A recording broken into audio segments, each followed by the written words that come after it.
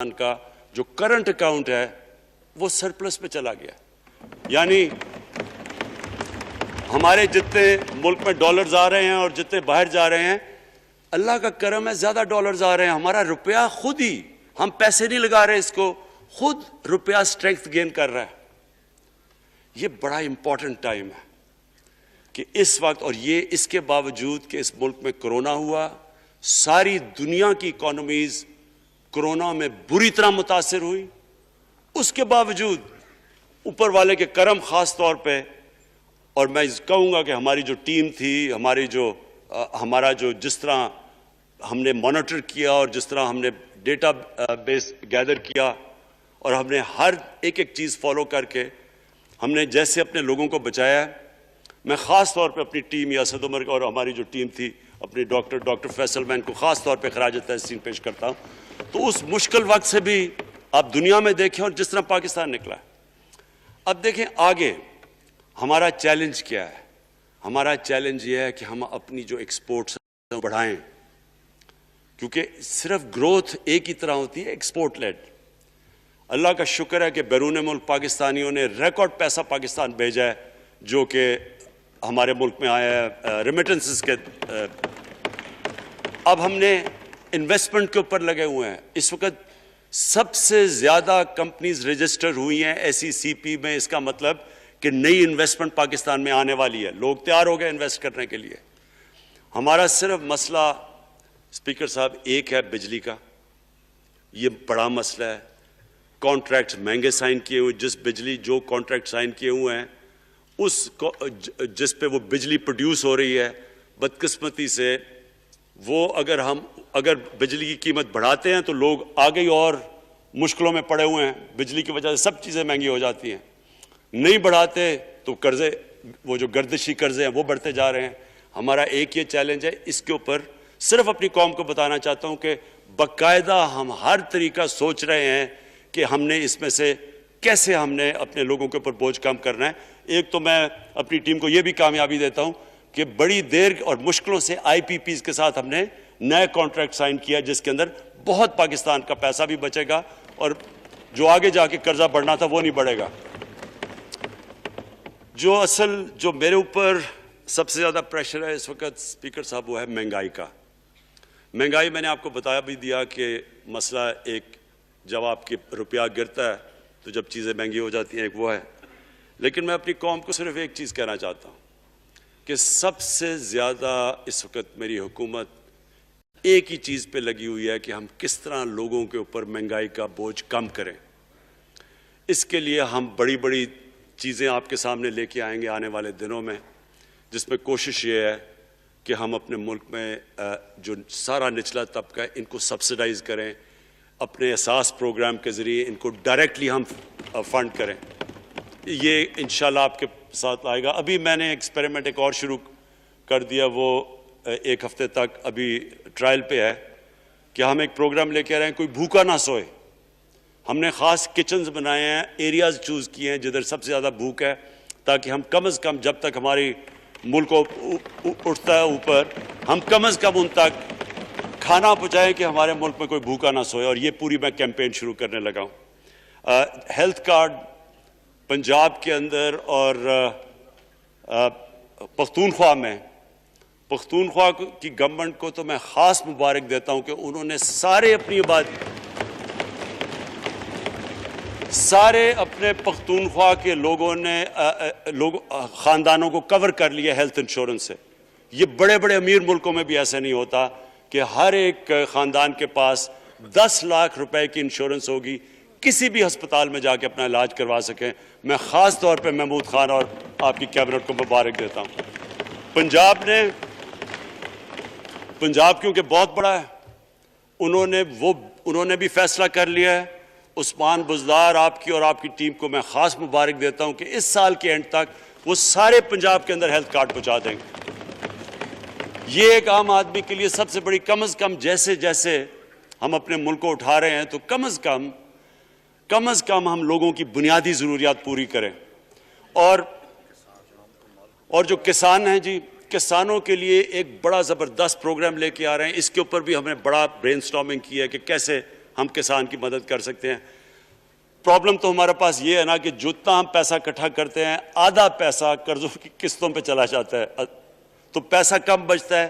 لیکن ہم نے فیصلہ کیا کسانوں کے اوپر ہم خاص زور دینے لگے ہیں تاکہ وہ بعد میں بات کروں گا. تو دو چیزیں اور جی. دیکھیں, میں قوم سمجھتی ہے نا کہ اب ہم کیسے یہ جو قرضے ہمارے اوپر چڑھے ہوئے ہیں ان سے کیسے نکلنا ہے. اس سے صرف ایک ہی طریقہ نکلنے کا کہ ہم اپنے ملک میں دولت کے اندر اضافہ کریں, ویلتھ کریشن کریں. اس کے لیے ہم کیا کرنے جا رہے ہیں؟ اس کے لیے ہم نے میگا پروجیکٹس بنائے ہوئے ہیں. ایک ہے راوی سٹی لاہور, دوسرا اس وقت ایک والٹن کے اوپر ایک ہم بزنس سینٹر بنانے لگے ہیں لاہور کا, وہ بہت میگا پروجیکٹ ہے. اور پھر تیسرا جو ہے ایک جزیرہ ہے بنڈل آئلینڈ, کراچی سے تھوڑے 1-2 کلومیٹر کے فاصلے پہ. ان سے یہ کیوں کرنے جا رہے ہیں؟ میں صرف لوگ سمجھیں کہ کیوں. ایک تو یہ ہمارے شہر پھیلتے جا رہے ہیں, جتنا شہر پھیلتا جائے آپ ان کو سیوریج دے سکتے ہیں, نہ پانی دے سکتے ہیں, نہ صفائی کر سکتے ہیں. تو جو دنیا کے ماڈرن سٹیز ہیں وہ اوپر جاتے ہیں, یعنی وہ بلڈنگ اوپر جاتی ہے, بجائے اگر آپ پھیلتے جائیں تو مشکل ہو جاتا ہے سرو کرنا. تو ایک تو ماڈرن سٹیز پہلی دفعہ بنا رہے ہیں پاکستان میں اسلام آباد کے بعد. ایک وہ راوی سٹی, وہ بہت ضروری ہے. اس سے لاہور کا جو پانی نیچے جاتا جا رہا ہے وہ ہم وہاں براج بنا کے پانی اس کا بچانے لگے ہیں. اور دوسرا ماحولیات کے لیے وہاں ہم بہت بڑے پیمانے پہ اربن فارسٹ اور درخت اگانے لگے ہیں, کیونکہ وہاں لاہور میں بہت بڑا پرابلم ہے اس کا. وہی بنڈل آئلینڈ کا بھی مقصد یہ ہے کہ وہاں سارا سیوریج جا رہا ہے کراچی کا, اس کی سیوریج کو ٹریٹ کریں اور ایک ماڈرن سٹی بنائیں, بجائے کراچی پھیلتے پھیلتے حیدرآباد پہنچ جائے, ایک پوری اوپر سٹی بنائیں جو ایک ماڈرن سٹی ہو. تو لیکن اس کا اصل مقصد یہ ہے کہ اس سے پیسہ جنریٹ ہوگا, اربوں کھربوں روپیہ ہم جنریٹ کریں گے, اور اس پیسے سے ہم پھر یہ قرضے واپس کریں گے. اور دوسری چیز, باہر سے انویسٹمنٹ آئے گی. بیرون ملک پاکستانی جو سب سے بڑا ملک کا اساس ہے, وہ باہر آ کے وہ ان کے اندر انویسٹ کرنے کے لیے تیار ہے, ان بڑے بڑے پروجیکٹس کے اندر. اور جیسے فورن ایکسچینج آئے گا ہمارے ریزروز بڑے ہوں گے, ہمارا روپیہ سٹیبل ہوگا, اور اس سے جو ویلتھ کریشن ہوگی اس سے ہم پھر اپنے قرضے واپس کریں گے. اس کے علاوہ 50 سال کے بعد 2 بڑی ڈیمز بن رہی ہیں پاکستان کی تاریخ میں. صرف 2 بڑی ڈیمز تھی, اب یہ 2 اور بادشاہ ڈیم اور ممن ڈیم بنا رہے ہیں. یہ انشاءاللہ ان کے اوپر کام شروع ہو گیا ہے. لیکن مجھے جو آخر میں بات کہنی ہے اسپیکر صاحب, وہ یہ کہ پاکستان کو آگے بڑھنے سے کوئی نہیں روک سکتا انشاءاللہ.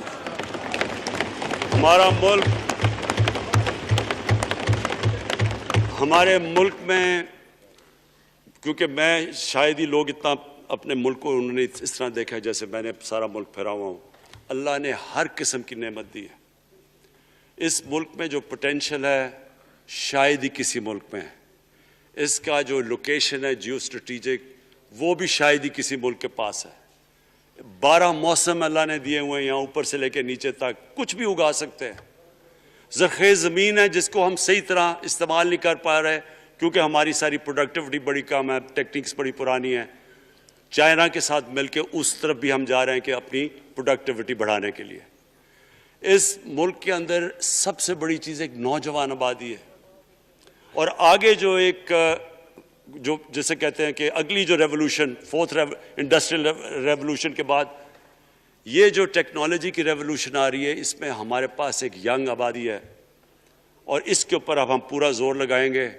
اور انشاءاللہ یہ جو ہماری آبادی ہے, یہی ایک ینگ آبادی پاکستان کو اٹھا دے گی اگر ہم ان کو صحیح معنی میں ٹیکنیکل ایجوکیشن دے دیں.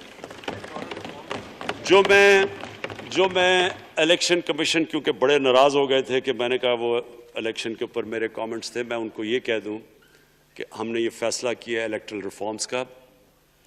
ہم اب ٹیکنالوجی کے اوپر وہ جو EVM مشینز ہیں, الیکٹرانک مشینز لے کے آئیں گے.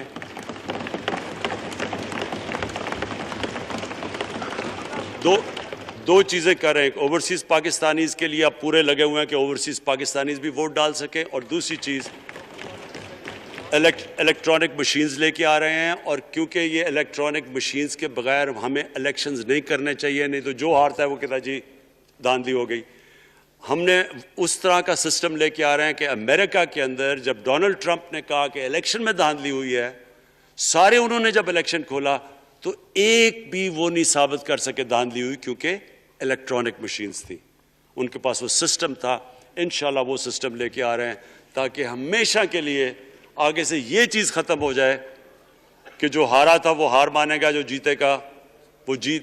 جس طرح کہ انشاءاللہ ہماری حکومت کرے گی, جس طرح کہ ایز کیپٹن پاکستان دنیا کی کرکٹ کی تاریخ میں پہلی دفعہ نیوٹرل امپائرز میں لے کے آیا تھا. بہت بہت شکریہ.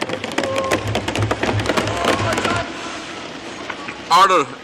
In exercise of the powers conferred by Clause 1 of Article 54 of the Constitution of Islamic Republic of Pakistan, I hereby prorogue the National Assembly session summoned on Saturday 6th March